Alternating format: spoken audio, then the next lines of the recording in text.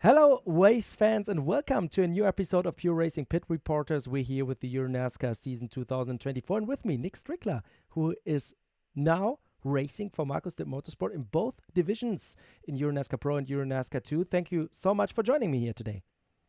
Yeah, of course. Glad to be here. All right, we have to talk. We have to talk a lot about your adventure going overseas to the other side of the world to race in EuroNASCAR, the official European NASCAR Championship, because I think a lot of American drivers don't know about EuroNASCAR, but we have a lot of people coming here to race for us in Europe, NASCAR style racing. So, what is it like to go to the other side of the world to go racing? I mean, it's awesome. It's a totally different experience. There's a lot of similarities, there's a lot of differences. The main thing is you just see a ton of spectators that are so fascinated with the kind of American style cars, the American style racing, stock car racing, things like that. I was blown away when I showed up in Spain last year for my first race, and just the audience that was there, the amount of people, and the fans were actually coming up to people with books with faces in it and asking for autographs. Whereas at such a level, kind of over in the U.S., it's not as crazy as that. For you, it's your second season. We know that you had a very violent crash last year in Italy, but you came back for Zolder and you joined Marko Stipp Motorsport for the first time. Now you signed a full-time contract with the team. What made you sign that contract with Marko Stipp and the German team? Because, yeah, what were your ideas behind going to that racing team and do both divisions? Yeah, so when I went over to Zolder and finished the season with them, I didn't know what was going to come of it. But as I started working with them more, I just really enjoyed the crew of guys that they had on. My mechanic from Racing Fuel, Stevie, actually ended up at Marco as well, so there's a familiar face. And then just throughout the weekend, things just flowed really well. So we started talking pretty much immediately after that, and it did take a really long time to kind of nail things down, what we wanted to get done for next season. But I'm really happy with the results, and I think the program that we have set up, uh, it feels like it's kind of our team together. Like we're all working together super well so far. So I'm really excited for that. Both divisions just maximizing track time and have more fun, or what's the deal behind that? Yeah, so that's definitely just to maximize track time. Um, Also, last year, I actually lived in Switzerland for a little bit. So this year, I'm staying here in Colorado and flying back and forth for each race. So I figured that if someone's going to wreck that car, I'd rather it be me. So why not race both divisions? I'll get extra practice out of it. It'll be my car. It'll be set up just for me. I'm also a bit taller. Last year, I was sharing a car, and uh, wasn't always the most comfortable positions for me. I wanted to get that seat slammed to the ground, so I figured why not run both championships and see how it goes. Yeah, normally in this camera it doesn't look like you're the tallest guy because I'm a small guy. When I stay in front, I'm in front of you. I have to look up every time in the paddock. Let's talk about Europe. I think it's very interesting for me to know you went through the typical American racing NASCAR ladder, right, with Legends cars and late models and so on. Yeah, pretty much. I started actually on road courses, and then after college, I graduated and I wanted to take up some stock car stuff. So I got into the Legends and then went from there to late models. And then I actually was planning on doing a full season in late models when I found out about Euro NASCAR. It graduated in what? Uh, when I graduated from college. Ah, it's college. Yeah. Okay, I don't know. The school system is completely different here in Germany, Yeah. so I have to ask about that as well. There's a lot of things we can learn from each other. So, but when you went to Europe for the first time in your life, was it the first time in your life when you went there for EuroNASCAR, or have you been in Europe before? No, I'd been actually quite a few times. So my grandfather and grandmother my grandfather was Swiss, my grandmother was Latvian. So we actually went over there when I was very young, many times. That's why I actually ended up in Switzerland too, as well as because I'm a Swiss citizen. So that's kind of how I fell over there. And when I found out I could get citizenship and live over in Europe, that's why I kind of just jumped at the opportunity to come race over there. I figured it was all the stars aligning all at once and kind of just went for it. So no cultural shock. Mm, Not really. I mean, when you start to live there, you start to notice a lot of difference. It's one thing to visit; it's one thing to try to actually fit in and be a part of it. But last year, when you look at the racetracks you were, the countries you were, what were your favorite places? My favorite places. I loved Brands Hatch. Yeah, it just that one. It almost felt like the most like home. You show up, people are camping in the parking lots for the races. Uh, I mean, everyone spoke English, so that made it a little bit easier to communicate with people. And just like the crew of people we had at that race, it just felt awesome. But traveling around, you definitely see some great things. Being in Valencia, going and exploring the cities afterwards, even after Rome, after my wreck, I ended up getting lost in the countryside of Italy, trying to find keys to get back into our Airbnb. So, a lot of great adventures. But that are the interesting stories, I think, because we know you can drive a car quite fast. We see you, don't see you when you have the helmet on. We don't know who you are. And this is why I want to do those interviews with you and also other drivers. When you have to describe yourself not as a race car driver, I bet there will be the same things: focused, fast, professional, hardworking. But what about the person behind this professional athlete? How would you describe yourself? Because I've never seen you without a smile on your face in the paddock. Yeah, I mean, outside of racing, I'm pretty much the same person. I'm just very determined. Uh, if I didn't like racing, I wouldn't be doing it, and that goes with everything else I do. I always do stuff because I enjoy it. I'm always here to have a good time, um, and things like that. Aside from racing, people say I'm an adrenaline junkie. I don't really like to think of it that way because I don't really notice the adrenaline too much anymore. But I like to do a lot of action sports. I grew up riding BMX. Now that I live in a mountain town, I ski a lot. That turns into just going fast and doing jumps pretty quickly. So there's a lot more to me than just the racing. I wish I could be racing more, honestly, but there's always ways to be keeping things fun and staying fast.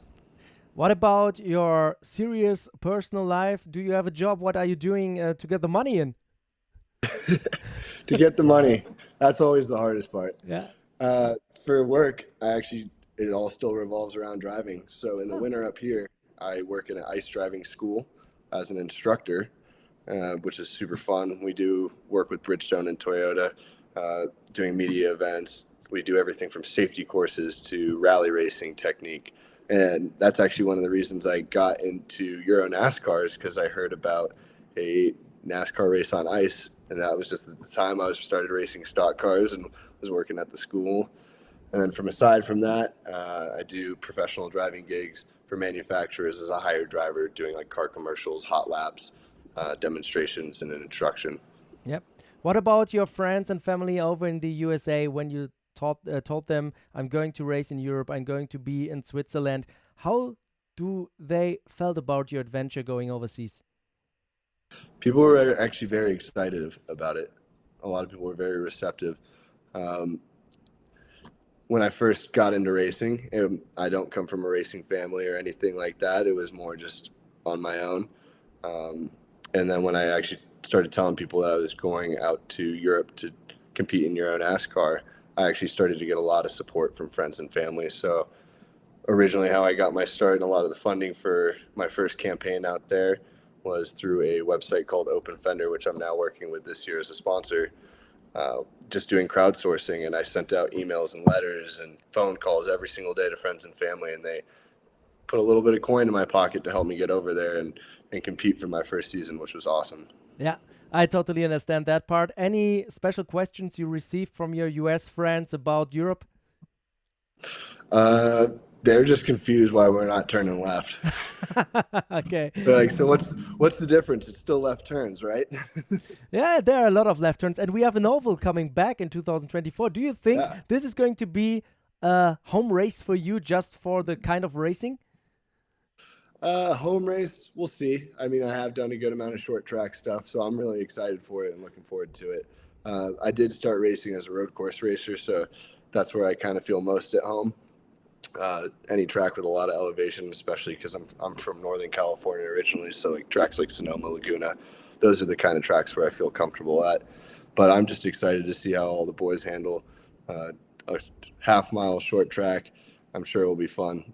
Yeah. 2 days over that weekend. Oh, it will be a lot of fun. I can remember 2019 was it?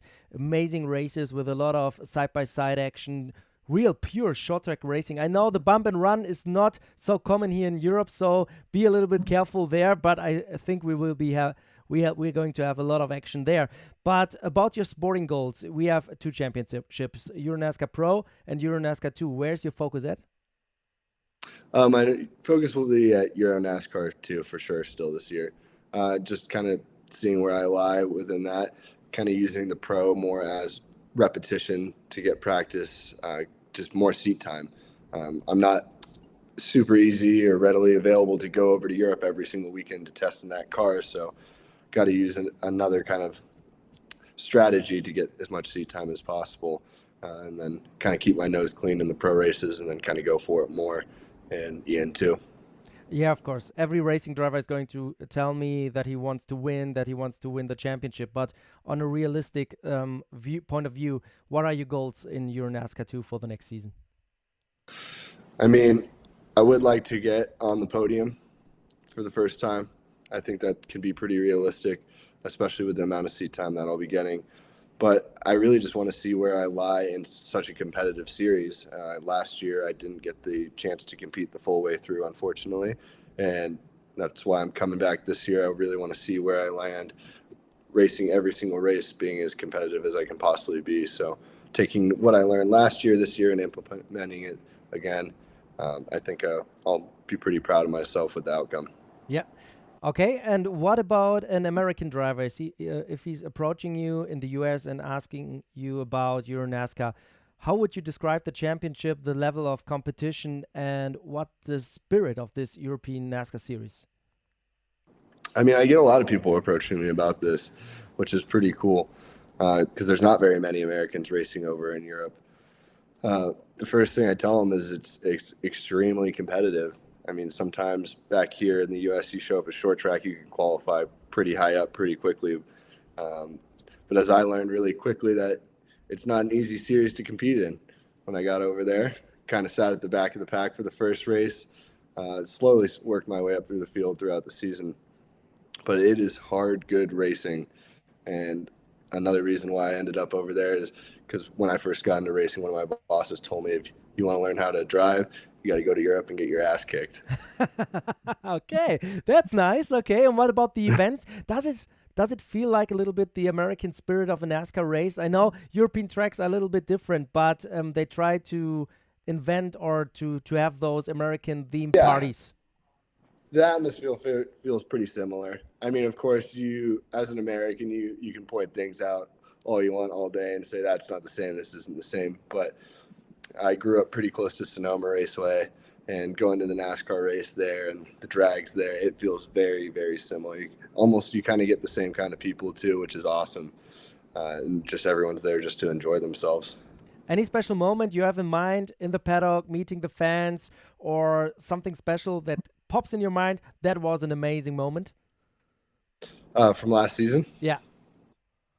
I mean, pretty much all of it, to be honest. I was just wasn't expecting to be as welcomed as I was by fans, by other drivers throughout the year. And just, I think maybe the most special moment was coming back from the wreck after Italy and showing up in Zolder and everyone coming up and saying what's up to me and wishing me luck and seeing how I had been doing. And that really made me feel like a part of the whole EuroNASCAR family. All right, thank you so much. I think that's it. We have 15 minutes in. I want to keep it short. I want to keep it entertaining for the fans. So thank you so much for joining us from the US. We had a little bit of issues to set a quite good time because we have about 9 hours, I think, difference right now. Yeah. So thank you so much for joining me, Nick Strickler, driving for Marko Stipp Motorsport in both divisions in EuroNASCAR Pro and EuroNASCAR 2 in 2024. Thank you so much for joining me. Thank you. I appreciate you having me on. All right, so you can watch all the races, by the way, live on YouTube for free. So subscribe to that channel and you will get a notification for all live races if you hit the right button. Thank you so much and see you next time. Goodbye.